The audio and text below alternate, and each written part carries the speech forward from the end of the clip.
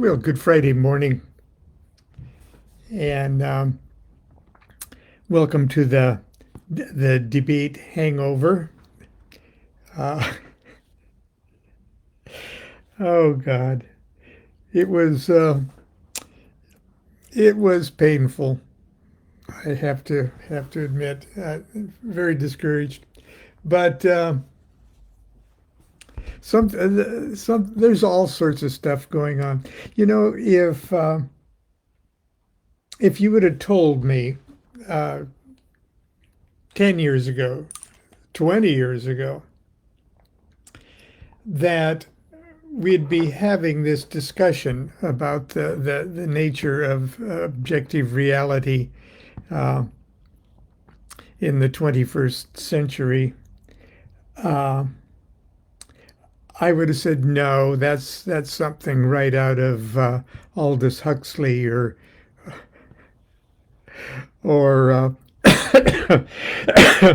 Jules Verne or of course George Orwell. Excuse me. Uh, but it's true.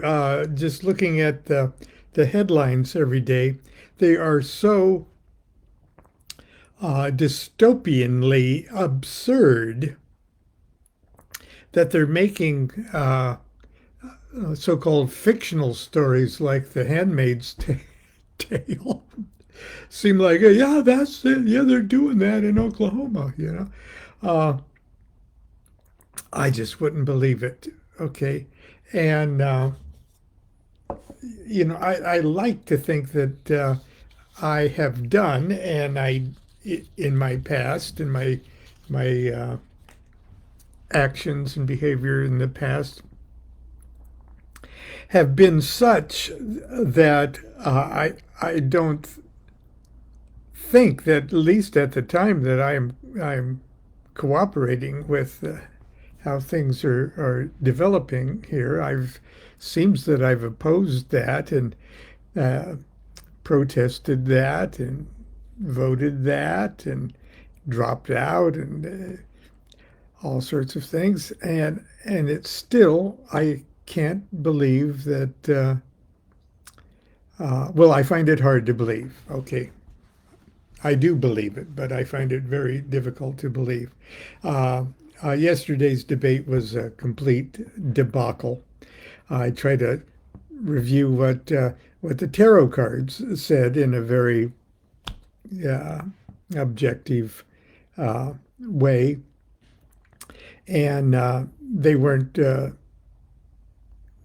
They stated the obvious.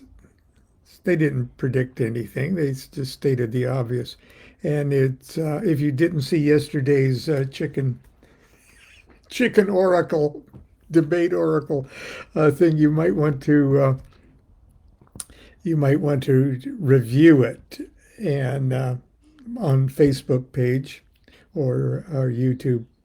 Uh, so I'm not going to rehash that thing. Something uh, drastic in a good way is going to have to happen because if not, something drastic in a bad way is inevitable.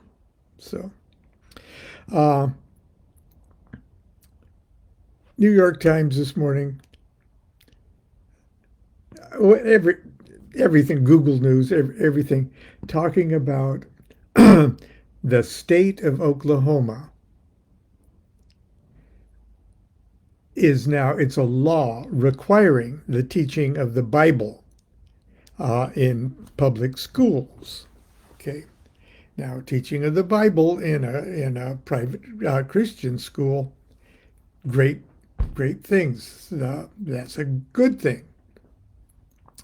Uh, because parents send their kids uh, to have their spiritual training that they should be getting at home, reinforced by whatever the church school they're paying for.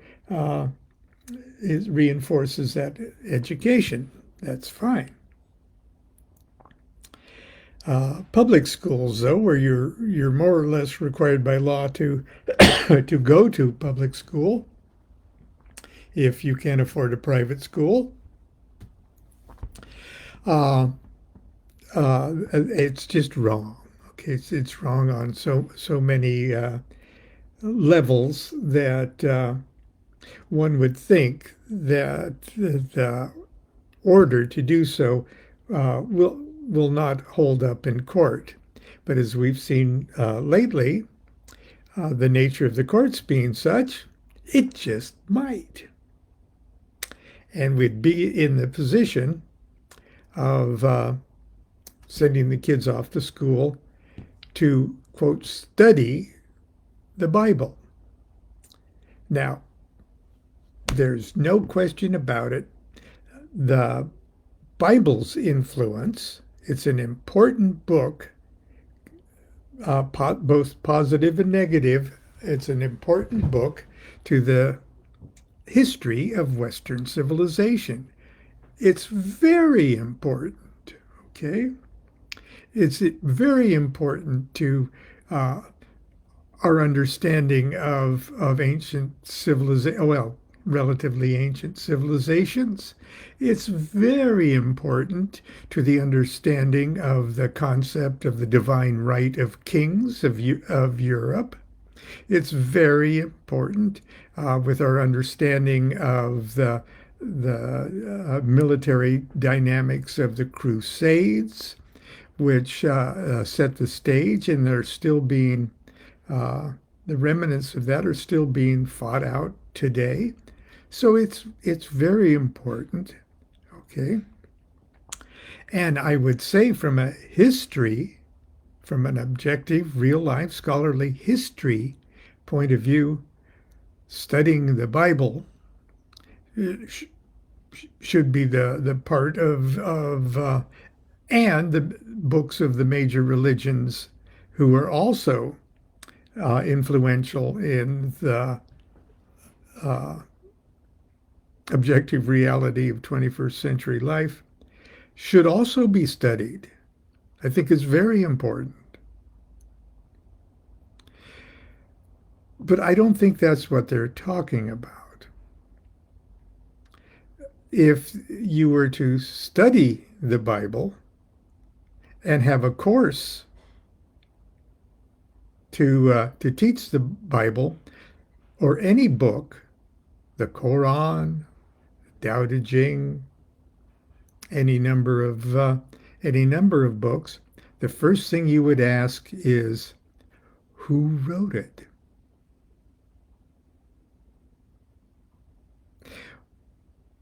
When was it written? Who are the authors? When did it first appear in as scripture in print? You'd ask those questions before you would even say, well, what are the stories that are told? How has it been interpreted? First thing you would ask, though, to study the Bible is, who is the author? Objectively, who put pen to paper? And it's really not an academic answer to say, well, the book itself says God did it. Yes, but we all know that God does everything, but he does it through the vehicles of people. Who are those people? I've written two books where I kind of treat on the subject. I don't know which one I'm going to do first. But in my Key to Solomon's Key,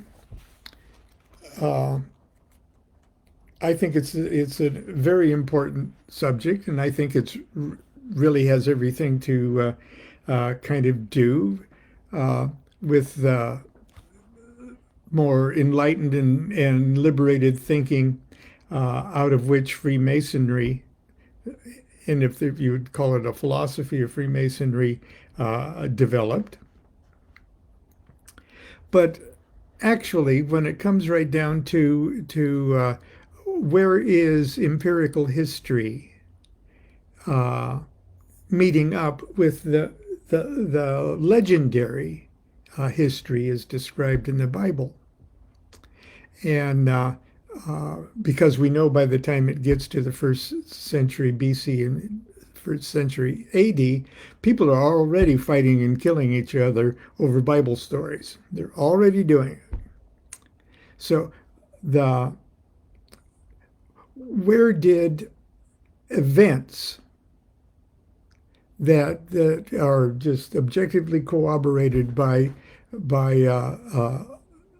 other events in objective history, when did they start to intersect with this biblical legends? And it was around 500, mid 500 BC, 6th century BC. That's when historical and critical scholarly evidence confirms some events. Okay. Cyrus the Great of Persia conquered Babylon around then. And he began to deport and resettle the workers, the slave, the unwilling captive workers of Nebuchadnezzar, his predecessor, of Nebuchadnezzar's foreign captives. Nebuchadnezzar was a great conqueror, and he imported back to Babylon groups of, we'd have to say, workers from the various areas, the various provinces that he conquered. Okay, and as was the custom when you conquered a country, another country, in order for you to properly bring that country into a cooperative partnership with you, the conqueror, you sort of softly kidnapped their royalty, or the royal children, the family, the former working class or the former ruling class of the little tribal area that you just conquered. And then you brought them back. Nebuchadnezzar brought them back to give them Babylonian educations so that they, in a generation or so, could go back to their area and say, hey, let's act like Babylonians. They're great. Okay, let's go work for them. It'll be fine. We're Babylonians now. That was the idea. So if you imagine that there were maybe a dozen, maybe 12 of those individual areas that were conquered, each with their own customs, each with their own language, basically the same language but different dialects and things like that. And that program was going on in Babylon. And so you had a number of people, like the royal families of many kingdoms, okay, all being educated and all, okay. And then when Cyrus, Persia, takes over Babylon, he said, I don't want, they're not my vassals, okay. Okay, I don't want them. I can't organize them. I can't feed them, for heaven's sake. So, okay, it's let them go back to where they came from. Okay, it's at this point in time, 539. When okay. History confirms that Cyrus the Great conquered Babylon and began to deport and resettle descendants of Nebuchadnezzar's foreign captives. That empirical history starts to hint of the presence of a Jewish people whose center of worship is a temple in Jerusalem. Prior to this, however, there's silence concerning the stories that are told in what we now know as the Old Testament. It's only then there's complete historical silence concerning the possible reality of those stories. Okay. The only evidence of Abraham, Isaac, Ishmael, Jacob, Israel, Esau, Joseph, and the Egyptian captivity, of Moses and the Exodus and the wanderings, Joshua and the conquest of Palestine, and the kingdoms of David and Solomon, the only evidence of it is not evidence, it's Bible stories.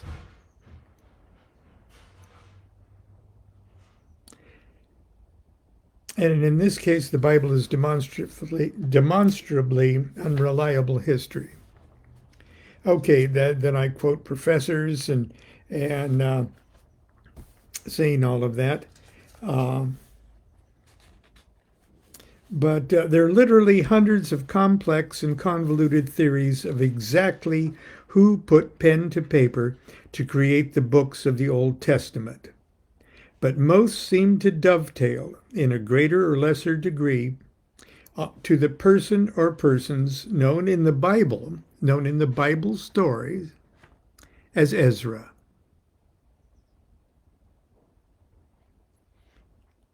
Furthermore, there's almost universal scholarly agreement that the works cannot be traced any further back in time than that 6th century date. So if you're talking about a story that took place maybe 12 or 1300 years BC, when the Moses stories was supposedly told, or even further back than that, the story itself on a piece of paper can't go back further than the 6th century BC. Prior to this, the historical and archaeological fingerprint of a Hebrew people united by a single religion, occupying a nation with its headquarters in Jerusalem, is non-existent. Then I can quote other professors from Hebrew University, or the University of Tel Aviv here, okay. First millennium Jewish history as presented in the Bible has no empirical foundation whatsoever. So what? If it's a religion, you get what you get out of a religion, and you don't have to use historical stuff as a crutch. But you don't teach the goddamn crutch in school. Excuse me. I slipped into another persona there. Okay. Let's see. So if we, and I go on with all sorts of other things that point out that the historicity of what we commonly understand is the Bible just completely falls apart. And then it's up to the religious leaders to say, no, yes, that may be true, but there is a greater story behind that story. There's greater truths behind the Adam and Eve and the stories and Lot and all of that. And we all know the retellings of other Babylonian and Semitic stories that have been wrapped up around 535 BC, all wrapped up into one little package and used to literally invent a magnificent religion. If you're going to teach the Bible, you're going to have to start with who and when it was written, and not use the story of talking snakes and things like that and try to pass it off as historical events that you're forced to believe in. Otherwise, you'll go to hell. In Angels, Demons, and Gods of the New Millennium, I talk about the various astrological ages compared to what was going on during those periods of time. And the period of time we're talking about, where all of this controversy of where the Bible was written and who the story of Moses might actually have been based on, someone who is actually a historical person. And I've got them, I don't know if I can find the picture, but let's see here.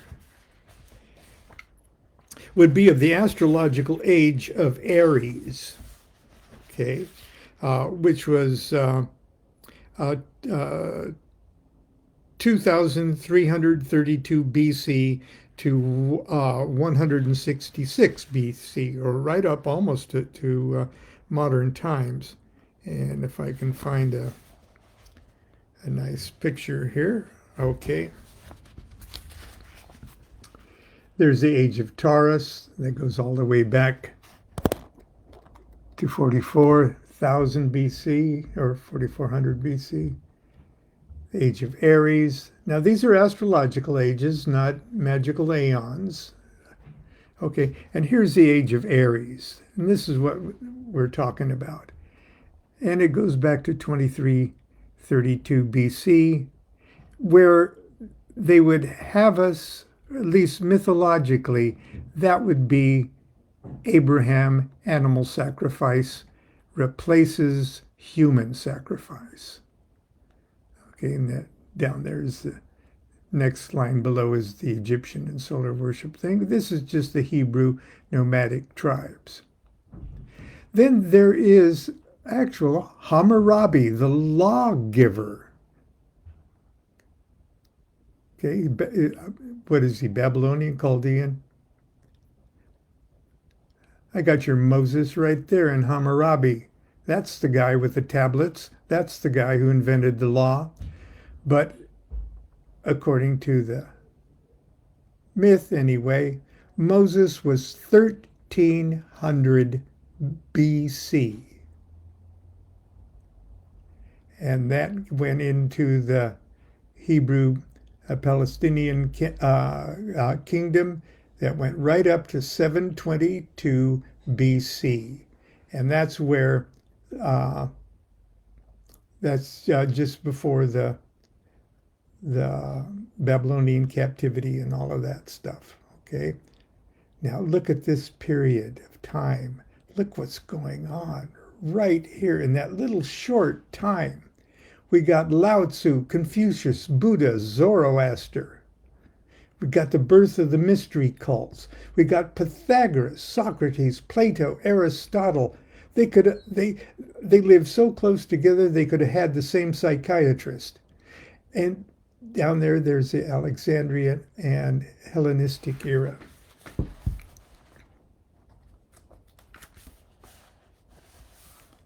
And I'll close with my little description of that age, if you don't mind. And if you're going to start teaching the Bible, you're going to have to start teaching stuff like this first. The sun's exalted in Aries, the age of Aries, 2332 BC to 166 BC. The book explains how I got to that figure. Sun's exalted in Aries, and in Egypt, great astrological age of Aries saw the the development of magnificent forms of solar worship. The sun rules Aries. For over 2,000 years, the cults of Osiris, Isis, and Horus embedded the passion play of the daily and yearly adventures of the sun deep upon the consciousness of the people, and evolved a collateral pantheon of gods, goddesses, of such sublime strength and perfection they are easily reawakened in the modern psyche. That's why all modern mystics and stuff just go gaga. We love the Egyptian shit. It still resonates in us. Identity with the cycles of the sun brought with it an obsession with death and resurrection that dominated the spiritual musings of royalty early in the age, and in a later period, the artisans and tomb workers would also become eligible for eternal life. And it's sort of the formula of, oh, your God's got to die, come back, By proper magical identification with the same divine power that's the responsibility for the daily and yearly rebirth of the sun, the glorified Osiris, slain and risen, one could now assure one's own continuity of existence after death. This magical theory is precisely the same as espoused by Christianity and scores of other lesser-known cults. I'll discuss the subject in greater depth in the last section of this chapter. In 1353 BC, the pendulum of Egyptian solar worship reached its most radical swing when King Akhenaten attempted to enthrone the god Aton, the solar disk itself, as the state deity, and attempted to withdraw government support from all other cults. The echo of this is still seen in the established religions, and the prejudices, if you will, of modern established religions are still echoing from this event. This move proved to be politically incorrect and a major social faux pas. The cult of Aton did not survive long after Akhenaten's death. Samenkhare, his son and immediate successor, lived to rule less than a year. And Tutankhamun,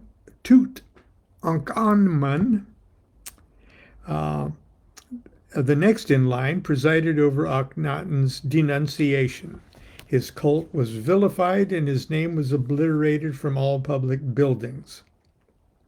Soon the priests of Amun returned stability to the two lands. Mars rules Aries, and is not surprising to observe that the major technical advances of the early Aryan age were weapons of war. This was the age of the Trojan War. Now, I'm not saying the Trojan War was a historical event, but it was more than a historical event. Okay, it was a story implanted in human consciousness that dominated it. This was the age of the Trojan War. Carbonized iron was the military secret that ensured the political and religious dominance of whichever army that wielded it.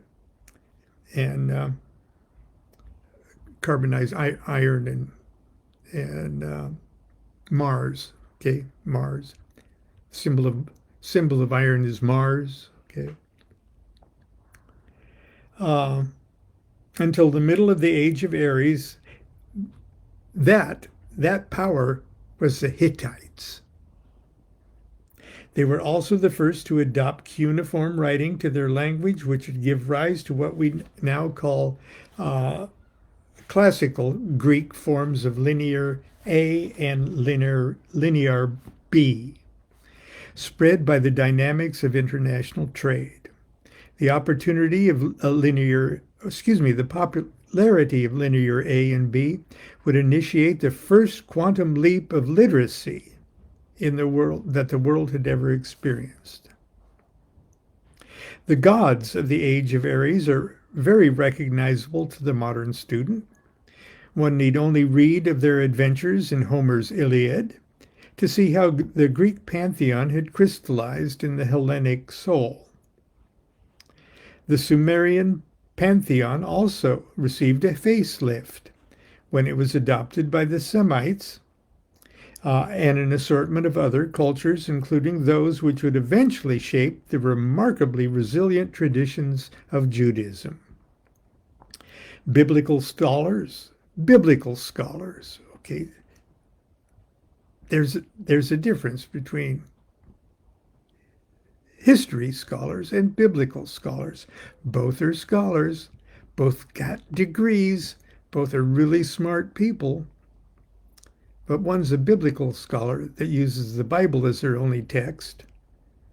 Other scholars, historical scholars, use whatever empirical evidence they have to study things. Biblical scholars maintain that Abraham, the grand patriarch of the Jews, Christians, and Muslims, lived approximately 2000 BC, at the beginning of the age of Aries, and that Moses, the great lawgiver of the same three religions, let's not forget that, lived approximately 1300 BC, at the very middle of the age of Aries. Whether or not there's any veracity to the historical existence of either of these characters, it's still interesting to note the obvious parallels of astrological symbolism involved in their myth. As I mentioned earlier, the Taran age was characterized in many cultures by the annual or biannual sacrifice of the male consort of the goddess priestess. You're a lucky guy for 6 months or a year. You got fed great. You had great sex with the goddess priestess. They fed you grapes. They peeled grapes for you. It was good stuff. But then when your time's up, just like when the sun's time's up, now you got a job to do. You got to bleed into the fields.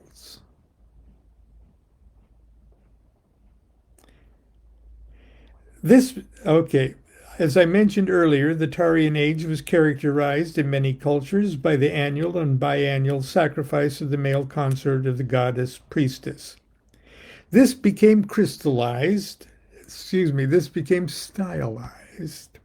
late in the period by the substitution of a male child in place of the consort, a practice which some authorities believe undermined the role of the goddess priestess and led to the ascent of the male gods. You could see how you'd really get tired of being sacrificed. Okay, so you weren't going for that. Priestess doesn't get a new you. Okay, they find a baby, maybe yours, and sacrifice it. And that meant that you were the female's consort year after year after year as you slowly took over and transformed a wonderful, wild matriarchy into a new, and I can't say improved, patriarchy. And led to the ascent of the male gods and the establishment of patriarchies. The first part of this scenario is illustrated quite clearly in the biblical story of Abraham, the founding father of the great patriarchal religions. Abraham came, according to the Bible, Abraham came from Ur of the Chaldeans. another Akkadian ruled Babylon. In obedience to his God, he was about to dutifully offer up his young son Isaac as a burnt offering to the Lord. Got that? If you don't have that straight, Abraham, the head of all of those, the head guy, the first guy of all of these Chrysalmu religions, in obedience to his God, was going to sacrifice his son, because that was the thing to do. He's tithing. He was about to dutifully offer up his young son Isaac as a burnt offering to the Lord when he, quote, lifted up his eyes and looked, and behold, a ram caught in the thicket by its horns. And Abraham went and took the ram and offered it up for a burnt offering instead of his son. Now that's a step forward. It's still not vegan, but it's a step forward. At the very dawn of the age of Aries, the ram, the primary mythological personage of the age, magically modified the fundamental form of religious expression of the previous age by substituting animal sacrifice for human sacrifice. The sacrificial symbol of the previous age was the bull, Taurus, okay? Animal, animal nature, harnessed but not tamed.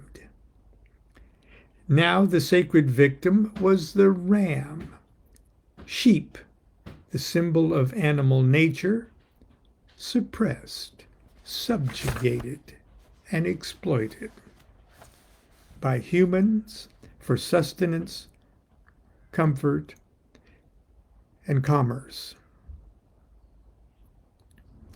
Let's not forget that in the age of Aries, the earth and the sun were impaled upon the Aries Libra pole. In other words, the sun shines right, Aries is right behind the sun, and the sun filters its Aries energy directly on the earth, but on the other side, exactly on the other side, beaming its qualities towards your ass instead of Aries in your face.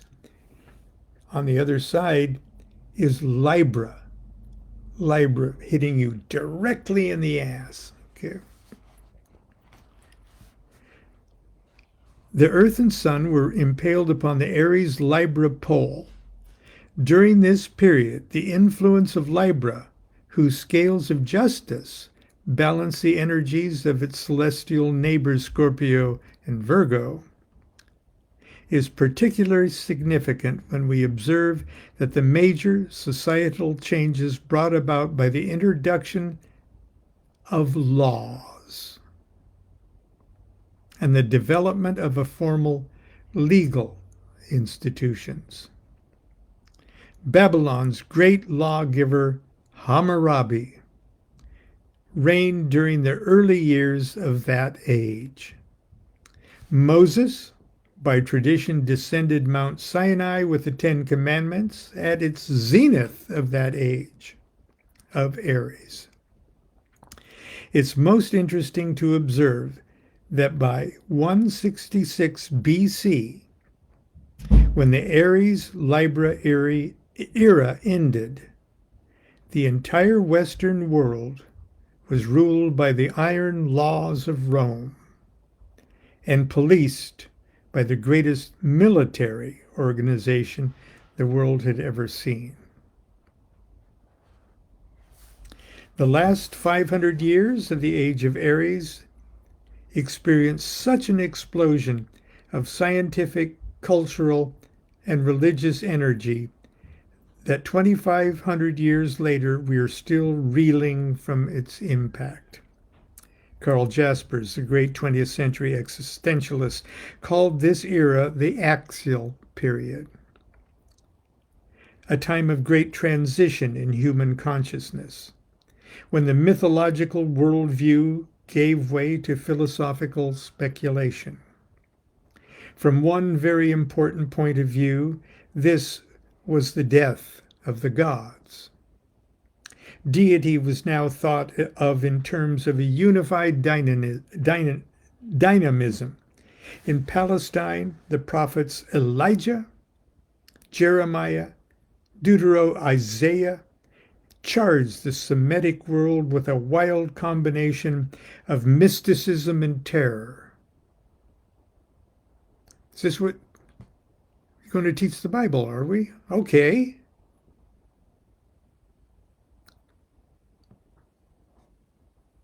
The Upanishads appeared in India, and the Greece in the golden age of the city-states brought forth the intellects and philosophies that continued to nourish the Western soul. Within 200 short years, Pythagoras, Socrates, Plato, and Aristotle all lived and taught. Aristotle's student, Alexander the Great, would conquer and Hellenize the world. In a single century, between 600 BC and 500 BC, when the Bible was written, Lao Tzu, Confucius, Buddha, and Zoroaster walked the earth. Anyway, Constance is going to be mad at me because I went so far over today.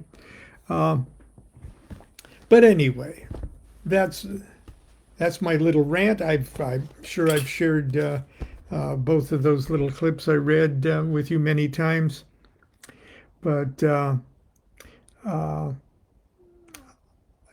don't want to disagree with you if you agree with what Oklahoma has done about teaching the Bible in public schools. I think, however, that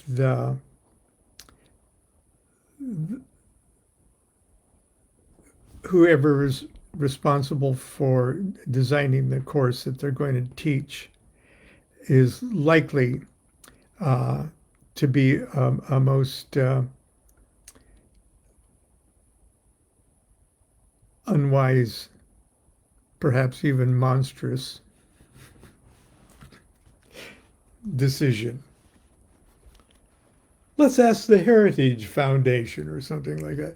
Okay, until tomorrow, if I haven't lost all of you today, until tomorrow, continue to be good to yourself, be good to each other. We'll do something fun for Saturday morning cartoons. Do what thou wilt shall be the whole of the law. Love is the law, love under will.